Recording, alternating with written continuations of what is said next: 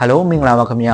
ကျွန်တော်ရဲ့ဒီ share ကဏ္ဍကနေပြီးတော့ပြန်လည်ကြိုဆိုလိုက်ပါတယ်ဟိုဒီနေ့ကကျွန်တော်တို့ဒီကွန်ပျူတာနဲ့ပတ်သက်ပြီးတော့ဒီအခြေခံတည်ချတဲ့ဟာလေးတွေပေါ့ဒီ hardware နဲ့ software ဆိုတဲ့ဟာလေးတွေကိုကျွန်တော်တို့ intro အနေနဲ့ကျွန်တော်တို့ဒီလေ့လာခဲ့ကြရတယ်ပေါ့နော်ဒီနေ့မှာကတော့ကျွန်တော်တို့ဒီ hardware ဘိုင်းကိုဒါပို့ပြီးတော့နားလည်တော့အောင်ကျွန်တော်ထပ်ပြီးတော့လေ့လာကြည့်ကြမယ်ပေါ့ဟုတ်ကဲ့ဒါဆိုလို့ရှိရင်ကျွန်တော်တို့ဒီကွန်ပျူတာထဲမှာပါဝင်တဲ့ဒီ hardware တွေပေါ့နော်အဲ့ဒီဟာကိုကျွန်တော်တို့ဒါထပ်ပြီးတော့လေ့လာကြည့်ရအောင်ပေါ့ဆိုတော့တစ်ချက်ကျွန်တော်ဖွင့်ပြပေးမယ်ပေါ့နော်တစ်ချက်ကြည့်ရအောင်ဆိုတော့ကျွန်တော်တို့ဒီထဲမှာဆိုလို့ရှိရင်ဘာတွေပါဝင်တယ်လဲပေါ့နော်ဒီမှာအခုမြင်နေတဲ့ဟာကြီးကဒါ graphic ကြီးပေါ့နော်ဒါ graphic ကြီးဖြစ်တယ်ဒါဟိုဘက်ကဒီဟာလေးကအဝိုင်းလေးကတော့ဒါ CPU ပေါ့နော်ဟိုဘက်ကဟာကတော့ကျွန်တော်တို့ဒီ RAM ပေါ့ဒီကဒီနှစ်ချောင်းပေါ့နော်ကျွန်တော်နှစ်ချောင်းစိုက်ထားတယ်ဆိုတော့ဒီအောက်ကဒီပုတ်ပြားကြီးကျွန်တော်ဒီမာရာပုံလို့ခေါ်တယ်ပေါ့ဆိုတော့ဒီ power supply ရှိရပေါ့ဒီ power supply ကကျွန်တော်တို့ဒီမှာပေါ့နော်ဒါတော့ကျွန်တော်တို့ power supply ဖြစ်တယ်ပေါ့ဒီကနေပြီးတော့ဒီကနေပြီးအကုန်လုံးကိုအားပေးရပေါ့ဗျာအဲ့လိုမျိုးပုံလေးရပေါ့ဆိုတော့ဒါတော့အခြေခံပေါ့နော် hard disk ကတော့ဟိုဘက်နောက်မှာရှိရပေါ့နော်ကျွန်တော်ဟိုအကွယ်နေရဆိုတော့မပြောပြရတော့ဘူးနောက်ပိုင်းမှာကျွန်တော်ဒီဖြုတ်ပြီးတော့ဖြုတ်တက်ပေါ့နော်ဖြုတ်တက်ပြီးတော့ဟိုကျွန်တော်လည်းလေ့လာရင်းနေပေါ့ဟိုထပ်ပြီးတော့လေ့လာကြည့်ကြရအောင်ပေါ့နော်ဟောဒါကတော့ဒီထမ်းမှာပါဝင်တဲ့ဒီ hardware ပိုင်းကိုဒါနားလည်မလို့ထင်ပါတယ်အကြမ်းမြင့်ပေါ့ဗျာဟုတ်ပြီပို့ပြီးတော့မြင်တာတော့ထပ်ပြီးလေ့လာကြည့်ရအောင်ပေါ့နော်အဲ့ဒါကတော့ကျွန်တော်တို့ဒီ CPU ပေါ့ CPU ကဘယ်လိုအလုပ်လုပ်လဲပေါ့ဒီသူတို့အလုပ်ဆောင်ပုံပေါ့နော်ဆိုတော့ဒီ RAM ကဘယ်လိုအလုပ်လုပ်လဲပေါ့နောက်ပြီးတော့ကျွန်တော်တို့ဒီ hard disk တွေရှိမယ် motherboard တွေရှိမယ်အားရှိတယ်အဲ့ဒီဟာလေးတွေကိုလည်းကျွန်တော်တို့ထပ်ပြီးတော့လေ့လာကြည့်ရအောင်ပေါ့ဆိုတော့ဒီ CPU ကတော့ကျွန်တော်တို့ဒီအုံနောက်ပေါ့နော်အုံနောက်ဒီ RAM ကတော့ကျွန်တော်တို့မှတ်ဉာဏ်ပေါ့အဲ့လိုမျိုးကျွန်တော်တို့ဒီ user အဖြစ်ဒီတက်မှတ်ထားလို့ရတယ်ပေါ့ဆိုတော့ဒီဟာကတော့ကျွန်တော်အခုပြောတာတိတ်တော့မမြင်တော့ပေါ့နော်ကျွန်တော်ဒီမြင်တာတဲ့ဟာလေးကိုကျွန်တော်တစ်ချက်တွားကြည့်အောင်ပေါ့ဆိုတော့အဲ့ဒီဟာလေးကျွန်တော်ဒီမြင်တာအောင်ပေါ့နော်တစ်ချက်ပြပေးမယ်ပေါ့ဒါဆိုလို့ရှိရင်ဒါကျွန်တော်ပေါ့နော်ကျွန်တော်ကလုပ်ငန်းလုပ်တဲ့သူဆိုတော့ CPU ပေါ့ CPU လို့သဘောထားလိုက်မယ်ပေါ့ဆိုတော့အဲ့ဒီမှာကျွန်တော်ဒီလုပ်ငန်းနဲ့ပတ်သက်တဲ့ဒီပစ္စည်းတွေတင်ထားတဲ့ဟာဒီ RAM ပေါ့အဲ့လိုမျိုးကျွန်တော်တို့ကတတ်မှတ်ထားလို့ရတယ်ကျွန်တော် data တွေကကျွန်တော်ဒီနောက်မှာတင်ထားတဲ့ဟာတွေနော်ဒီမှာပစ္စည်းတွေပေါ့ဆိုတော့ဒီတစ်ခုလုံးကိုကျွန်တော်တို့ကဒါဟို computer system ဘုံကြီးလို့ကျွန်တော်တတ်မှတ်လို့ရတယ်ပေါ့ဗျာဆိုတော့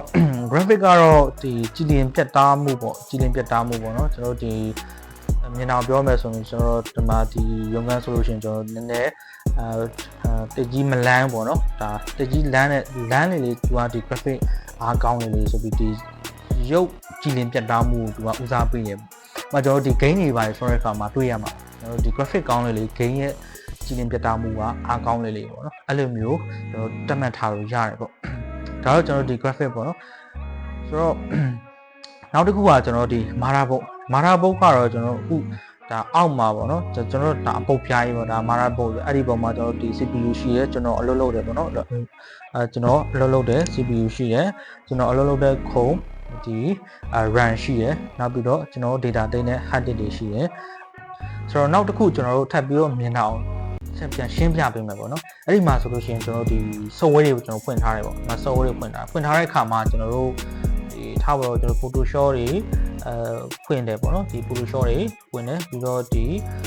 ီဒါ VS Code တွေဖွင့်တယ်ဒီ Cartoon Animator software တွေဖွင့်တယ်ပေါ့နော်ဒီအစားရှိတယ်ပြီးကျွန်တော်ဖွင့်ထားတဲ့ဟာတွေဒီကျွန်တော်ဒီ RAM များလေဒီ software တွေအများကြီးဖွင့်နိုင်တယ် RAM နဲ့လေဒီ software နည်းနည်းလေးဖွင့်နိုင်တယ်အဲ့ဒီမှာသူကလောက်ဆောင်ချက်ပေါ့နော်ကျွန်တော်ကအလုပ်ငန်းလုပ်တဲ့ခါမှာဘယ်လောက်ထိမြန်ဆန်မှုရှိလဲဆိုတဲ့ဟာကတော့ဒါ CPU ရဲ့ပုံမှာမူတည်ရဲပေါ့ဗျာဟုတ်ကဲ့ပါဒါဆိုလို့ရှိရင်ကျွန်တော်တို့ဒီ computer hardware နဲ့ပတ်သက်ပြီးတော့ပေါ့နော်ဒီအကြမ်းမြင်နားလည်မယ်လို့ကျွန်တော်တို့ထင်ပါတယ်ခင်ဗျဟုတ်ကဲ့ပါဒါဆိုလို့ရှိရင်ကျွန်တော်ဒီ computer ဝယ်တဲ့ခံထားကိုကျွန်တော်တစ်ချက်လေ့လာကြည့်ရအောင်ပေါ့နော်ဆိုတော့ကျွန်တော်ဒီ computer ဝယ်တဲ့ခါမှာဘယ်ဟာကိုကြည့်ဝယ်ရမလဲCPU ဆိုလို့ရှိရင်ကျွန်တော်တို့ဒီ i3 i5 i7 ပေါ့နော် AMD ဆိုလို့ရှိရင်လည်းအဲ့လိုပဲသူ့ရဲ့ဒီ model တွေအများကြီးရှိတယ်ပေါ့အဲ့ဒီဟာတွေကတော့ကျွန်တော်ဒီအသေးစိတ်တော့မပြောပြတော့ဘူးအဲ့ဒီမှာကျွန်တော်ကဒီဝယ်တဲ့ခါမှာဒါဘယ်လိုကြည့်ဝယ်ရမလဲပေါ့ဆိုတော့အဲ့ဒီဟာလေးပဲကျွန်တော်ပြောပြတာဖြစ်တယ်ပေါ့ဟုတ်ကဲ့ဒါဆိုလို့ရှိရင်ကျွန်တော်ဒီ computer ကိုဝယ်တဲ့ခါမှာ CPU ကောင်းလားပေါ့ CPU ကောင်းလားပေါ့နော် RAM ဘယ်လောက်ပါလဲ hard disk ကဘယ်လောက်ပါလဲအခုနောက်ပိုင်းပေါ်တဲ့ဟာတွေကတော့ဒါ hard disk ကတော့ SSD ကိုပါတယ်ပေါ့နော်ဒီ laptop ဝယ်တာပဲဒီ desktop ဝယ်ရတာပဲဖြစ်ဖြစ်နောက်ပြီးတော့ကျွန်တော်တို့ဒီ graphic ကတော့ဒီရုံတုံးဆိုရင်တော့တိတ်မလို့ဘူးကျွန်တော်တို့ဒီလုပ်ငန်းတုံးပေါ့နော် video editing လုပ်တာတော့ဒီ animation ဆွဲတာတော့ဒီရုပ်ပိုင်းနဲ့ဆိုင်ဒီ game တွေပေါ့နော် game တွေဆော့တာဆိုတော့ graphic ကောင်းလေပိုပြီးတော့ကောင်းလေဆိုတော့အဲ့လိုမျိုးကျွန်တော်တို့ဝယ်ယူလို့ရတယ်ပေါ့ဆိုဈေးနှုန်းကတော့ကျွန်တော်အမျိုးမျိုးပဲပေါ့နော်သူ့ရဲ့ဒီ performance ပေါ်မူတည်ပြီးတော့ကြည့်လို့ရတယ်ပေါ့တချို့ကျတော့ပြင်မှာပေါ့နော်ဒီ Acer ကောင်းသလား Dell ကောင်းလား Asus ကောင်းသလားအဲ့လိုမျိုးတွေမေးကြတာပေါ့နော်အဲ့ဒါကမဟုတ်ဘူးတကယ်တော့သူက design ပုံစံပဲကွာတော့ပဲကျန်တဲ့ကဒီကျွန်တော်ကြည့်ရမှာအထဲထဲဟာကိုကြည့်ရမှာနော် CPU ကဘယ်လောက်လဲ i3 လား i5 လား i7 လားပေါ့နော် AMD ဆိုရင်လည်း AMD ကတော့ကျွန်တော်တို့ဒီတိတ်မလေ့လာတော့သူ CD တိတ်မတီးပေါ့နော်ဒီ Ryzen တို့ရှိမယ်ပေါ့သူ CD အများကြီးရှိမယ်ပေါ့နော်ဆိုတော့အဲ့လိုမျိုးကျွန်တော်တို့ကကြည့်ရမှာဖြစ်တယ်ဆိုတော့အဲ့ဒီက performance ကောင်းလေလေဒီဆက်ကတော့ကောင်းလေလေပဲSSD ကတော့ကျွန်တော်တို့ဒီ hard disk ပေါ့ hard disk ကလည်းသူကအရေးကြီးတဲ့ကဏ္ဍမှာပါတယ်ဒီ software တွေမြန်မြန်ဆန်ဆန်ဖွင့်တာတော့ပေါ့နော်ဒီ Windows ပိတ်တာဖွင့်တာဒီဆိုလို့ရှိရင်သူကဒီ SSD ဆိုလို့ရှိရင်ပိုပြီးတော့ကောင်းတယ်ရိုး hard disk ဆိုရင်တော့တိတ်ပြီးperformance တိတ်မကောင်းပေါ့နော်ဆိုတော့အဲ့လိုမျိုးကျွန်တော်တက်မှတ်ထားလို့ရတယ်ကျွန်တော်ဒီဈေးဘယ်လောက်ဆိုလို့ရှိရင်ဒီကွန်ပျူတာကောင်းကောင်းရမလဲပေါ့နော်ဆိုတော့အဲ့ဒီဟာလေးကိုလည်းကျွန်တော်တို့တစ်ချက်ဆွေးနွေးကြည့်ရအောင်ပေါ့အဓိကတော့ကျွန်တော်တို့ကဘာတုံးမှလဲပေါ့နော်ကျွန်တော်တုံးတဲ့ပုံမူတည်ပေါ့ကျွန်တော်တို့ကဒီရုံတုံးပဲတုံးမှလားဒါမှမဟုတ်ဒီ video edit တွေလုပ်မှလား animation graphic နဲ့ဆိုင်တဲ့ဟာတွေဆွဲမှလားပေါ့ဆိုတော့အဲ့ဒီပုံမှာမူတည်ပြီးတော့ကျွန်တော်ရွေးချယ်ရမှာဖြစ်တယ်ဈေးနှုန်းကလည်းအဲ့မှာကွာခြားသွားတယ်ပေါ့တော့ဒီ clip ပေါက်သေးရဆိုလို့ရှိရင်ကျတော့ဒီရုံတုံးလောက်ဆိုရင်ကျတော့ဒီ10တိန်ဝန်းကျင်လောက်အဆင်ပြေရပေါ့နော်အဲ့ထက်အောက်ရောက်သွားရင်လည်းအဆင်တော့ပြေရဒါမှမဟုတ်300တာခက်တယ်ပေါ့ဗျာတော့တချို့ကလည်းဒီ second တွေဝယ်ပြီးတော့အဲ့လိုမျိုးဒီကိုတက်နိုင်တဲ့ဈေးပေါ်မူတည်ပြီးတော့ဒီ performance တွေကတော့ကွာသွားတယ်ပေါ့ကျွန်တော်တို့အခုကျွန်တော်တို့ဒီ animation ဆွဲတဲ့အခါမှာဒါဆိုရင်ကျွန်တော်တို့ဒီ 2D ပေါ့နော်ဒီ 2D animation ဆွဲတဲ့အခါမှာဆိုလို့ရှိရင်ဒီ graphic ကတော့လိုတယ်ဒီ 2D မှာကတော့ဒီလိုလားဆိုလိုတယ်ပေါ့နော်ဒီ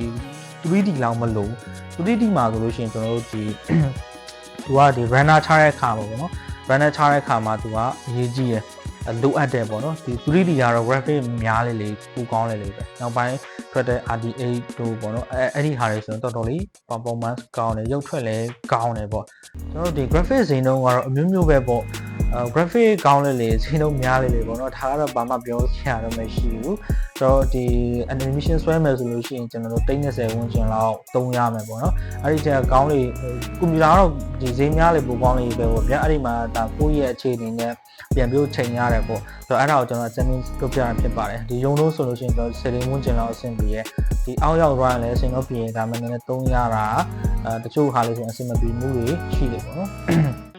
နောက်ပြီးတော့ကျွန်တော်တို့ဒီ animation ဆွဲမယ်ဆိုလို့ရှိရင်ကျွန်တော်30ဝန်းကျင်ပေါ့များလေကောင်းလေပေါ့ဗျာဆိုတော့30 40 50 များလေကောင်းလေပေါ့ဒါပေမဲ့အနည်းဆုံး minimum ကျွန်တော်ပြပြဖြစ်ပါတယ်ဆိုတော့30 30တန်ဆိုလို့ရှိရင်ကျွန်တော်တို့ဒီ animation ဆွဲလို့ရပြီပဲဗျာအဲ့ဒီအောင်ရောက်သွားတဲ့ဆိုရင်ကျွန်တော်နည်းနည်းဆွဲရတာခက်မယ်ပေါ့အခုကျွန်တော်တို့ဒီ 3D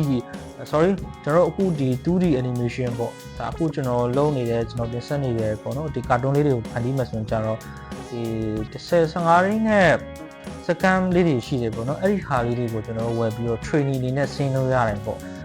နောက်ပိုင်းကျတော့လုပ်ငန်းလုပ်တဲ့ခါကျမှဒီကောင်းကောင်းဝင်ရပေါ့နော်ဒါမှမဟုတ်လည်းကိုမဝင်နိုင်သေးဘူးဆိုရင်လည်းဒါအဆင်ပြေလို့လုပ်လို့ရတယ်မရအောင်လို့ဆိုတော့ရတယ်ပေါ့ဗျာဒီ15တိန်30တန်လောက်ဆိုလို့ရှိရင်ကျွန်တော်တို့ဒီကင်တွယ်လို့ရတယ်ပေါ့ဒီ animation ဆွဲလို့ရတယ်ပေါ့ဒီ desktop ကတော့ကျွန်တော်တို့ဒီအဖြုတ်တက်လုပ်လို့ရတယ် graphic တွေ brand ထပ်ဆိုင်လွယ်တယ်ပေါ့ဗျာပြီးတော့လည်းဒီလုပ်ငန်းလုပ်ရတာ stable ဖြစ်တယ်ဆိုလို့ရှိရင်ကျွန်တော် desktop ကိုဆင်ပြေတယ်ဆိုတော့ laptop ကတော့ကျွန်တော်ဒီရုံးတွေယူသွားရတာတော့ပြီးတော့ဒီ meeting တွေဟိုဘာတွေသွားလောက်ရတာကျွန်တော် laptop ကိုဆင်ပြေပေါ့ဆိုတော့အဲ့ဒီမှာကျွန်တော်ဒီ monitor နဲ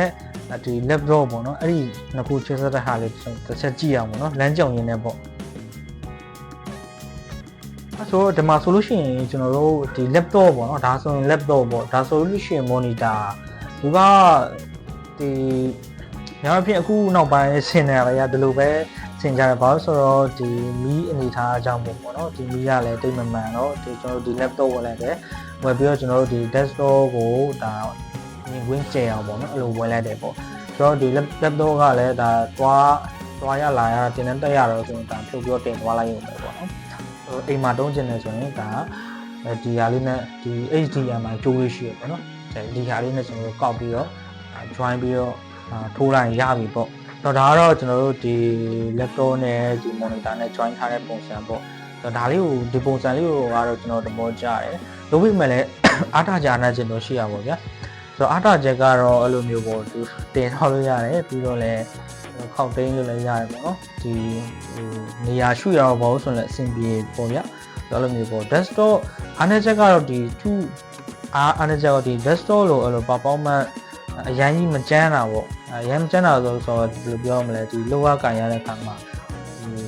စက်တွေပိုင်းပူလာတော့ပေါ့နော်စက်တွေပူလာဟန်းသွားတာတို့အဲ့လိုမျိုးကြာအဲ့လိုလုပ်ငန်းလုပ်တဲ့ခါမှာအဲ့လိုစက်ကရေးဖြစ်သွားတာတို့ကြုံရတတ်တယ်ပေါ့ဆိုတော့ desktop ကျတော့သူကဒီ Kodi fan လေးနဲ့အဲ့လိုအများကြီးပေါ့နော်ဒီစစ်ပစ္စည်းပါတဲ့အခါမှာကျတော့သူကနေပြီးတော့ပို့ပြီးတော့ကောင်းတာပေါ့ကြာသုံးလို့ရတယ်24နာရီ run လို့ရတယ်ဒါလည်းကျွန်တော်တို့ဒီပုံမှာတော့မဟုတ်ပြပေါ့ဗျာဒီ CPU မှာ Kodi system ပေါ့အဲ့ဒီခါလေးကျွန်တော်တို့ကထည့်ရမယ်ပေါ့ဟုတ်ကဲ့ပါဒါဆိုလို့ရှိရင်ကျွန်တော်တို့ဒီနေကုန်းချုပ်တဲ့အနေနဲ့ဒါပြန်ပြီးတော့ sensitive ကြည့်ရအောင်ပေါ့ဒါဒီနေ့ဆိုလို့ရှိရင်ကျွန်တော်ဒီ hardware ဘိုင်းတွေကိုဒါမြင်တာအောင်ပေါ့နော်ကျွန်တော်ဒီဖွင့်ပြပြီးတော့လေ့လာ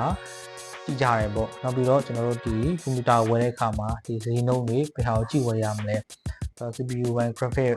ဒီအစားရှိတဲ့ပြီပေါ့နော်အဲ့ဒီအကြောင်းအရာတွေကိုကျွန်တော်ရှင်းပြခဲ့ပြီးပြီဟုတ်ကဲ့ပါဒါဆိုလို့ရှိရင်ကျွန်တော်တို့ဒီနေ့ကတော့ဒီ computer knowledge နဲ့ပတ်သက်ပြီးတော့ဒီနေ့တော့ဒီလောက်ပဲပေါ့နော်ကျွန်တော်နောက်နေ့တွေမှာလည်းဒီ computer နဲ့ပတ်သက်ပြီးတော့ဒီ software ကိုကျွန်တော်တစ်ချက်တွားကြည့်ရပါတော့ဒီနေ့ကတော့ကျွန်တော်အကြမ်းမြင်ပြောပြလိုက်တယ်နောက်နေ့တွေမှာကျွန်တော်ဒီ software မှာတော့ဒီ CPU စင်ဘယ်လိုမျိုးတွေရှိလဲပေါ့နော်ဒီမှာဖွင့်ပြပြီးတော့ကျွန်တော်စမ်းကြည့်ပေးမယ်ပေါ့ဘယ်လိုကြည့်ရမလဲဆိုဆိုင်ကိုသွားပြီးဆိုင်သွားတဲ့အခါမှာကျွန်တော်တို့ဒီ computer ကောင်းလားဆိုးလားဘယ်လိုကြည့်ရမလဲဂျင်းထည့်ရလားပေါ့နော်အဲ့လိုမျိုးဒီအတူလားအစ်စ်လားကောင်းလားမကောင်းလားဆိုတဲ့ဟာလေးတွေကိုကျွန်တော်တို့ထပ်ပြီးတော့နောက်ရက်တွေမှာကျွန်တော်တို့ထပ်ပြီးတော့လေ့လာကြည့်ကြမယ်ပေါ့ဗျာ